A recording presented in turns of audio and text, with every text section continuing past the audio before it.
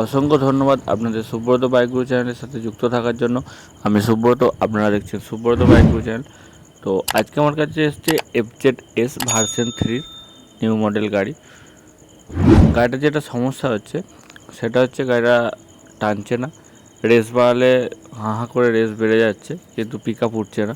তো কী কারণে উঠছে না সেটা আমি A to Z আপনাদেরকে দেখাবো, আর এটার সমাধান কীভাবে করলে ঠিক হবে সেটাও আমি জানাবো।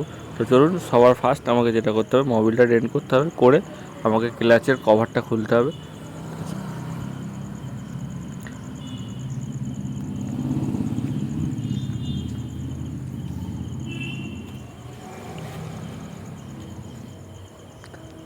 তো ভিউয়ার্স, মোবিলটা আমি ড্রেন করে নিলাম। এবার আমি যেটা করব, ক্লাচ কভারটাকে খুলবো।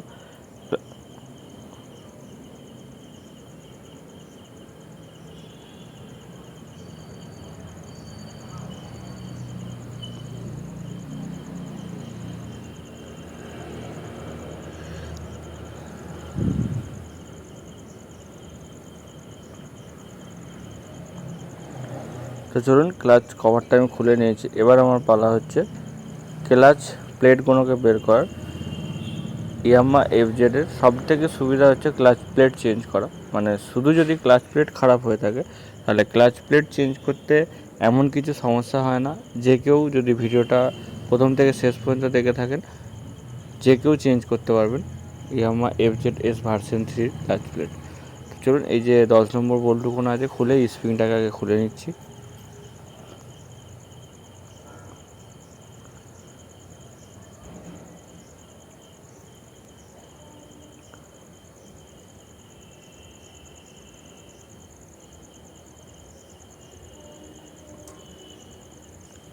মোটামুটি ঠিকই আছে, কোনো সমস্যা নেই।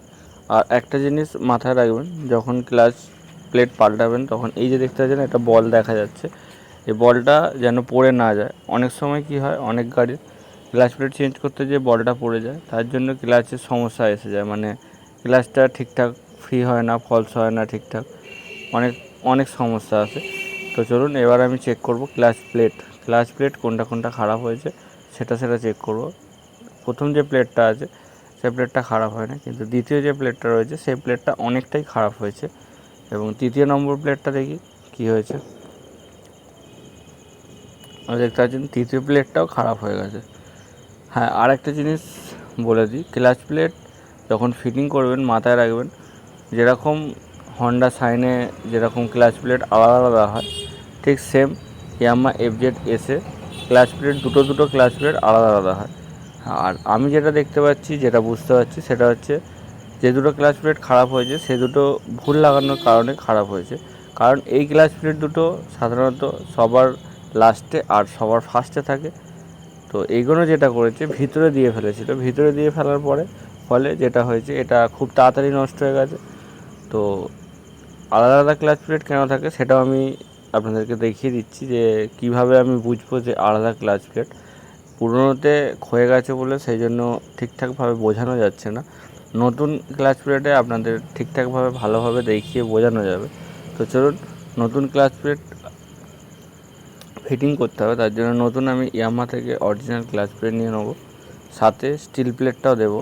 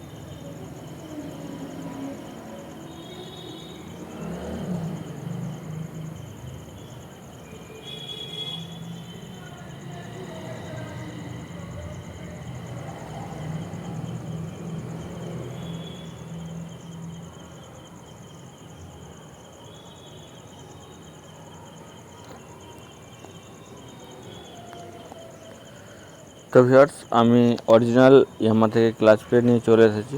ক্লাচ প্লেট আর স্টিল প্লেট দুটোই, যেহেতু হাফ ক্লাচ হুইল ক্লাচের কোনো সমস্যা হয়নি। হাফ ক্লাচ হুইল ক্লাচ যেটা আছে সেটা ঠিকঠাকই আছে, কোনো সমস্যা হবে না।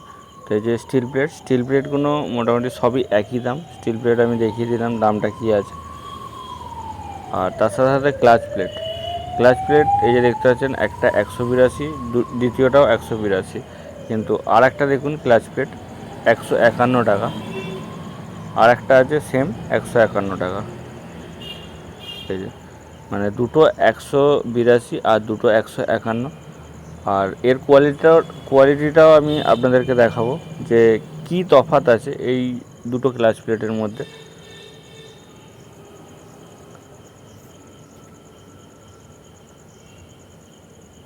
এটা প্যাকেটের ভিতরে আছে, প্যাকেটের ভিতর থেকে আশা করি ঠিকঠাক বুঝতে পারবেন না। আমি প্যাকেট থেকে বাইরে বের করে আমি আপনাদেরকে দেখাচ্ছি যে কি কি আছে।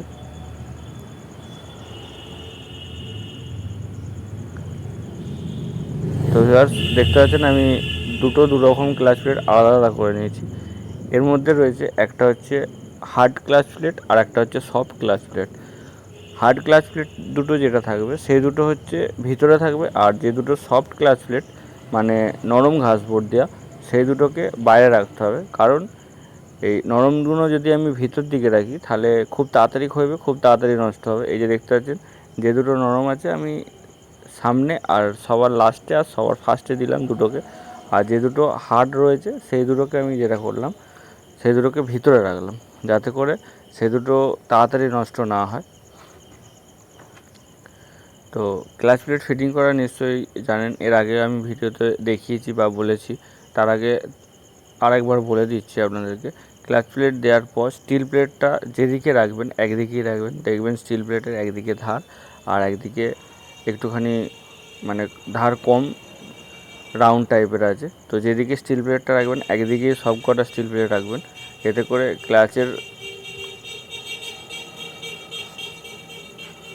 করে ক্লাচ প্লেটের সব কিছু ঠিকঠাক থাকবে। তো চলুন আমি ক্লাচ প্লেটটা ফিটিং করে নিয়ে এর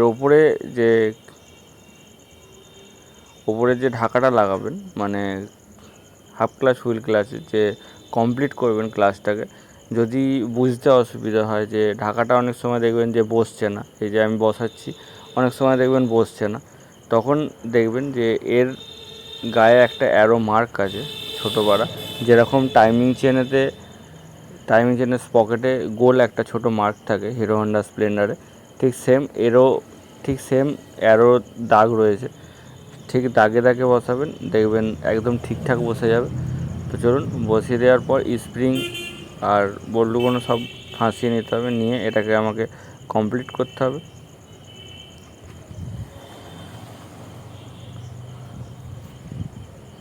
দশ নম্বর বল্টুগুলো টাইট দিয়ে নিয়ে আমি ক্লাচটা কীরকম খেলছে একবার দেখে নেবো।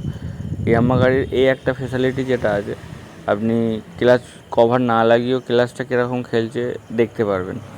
অন্য গাড়িতে এটা দেখা যায় না।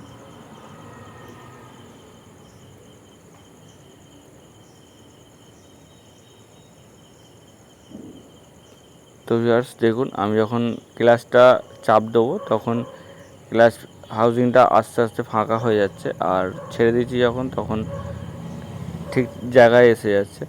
তো ভিউয়ার্স, যদি আমার ভিডিওটা ভালো লেগে থাকে অবশ্যই ভিডিওটাতে লাইক এবং ভিডিওটা শেয়ার করতে ভুলবেন না। যদি আপনাদের কোনো বন্ধুর এরকম গাড়ির টানের সমস্যা এসে থাকে, বা যদি রেস বাড়াচ্ছে গিয়ার দিচ্ছে, পিক আপ বাড়াচ্ছে পিক আপ নিচ্ছে না, যদি এরকম সমস্যা হয়ে থাকে অবশ্যই শেয়ার করবেন।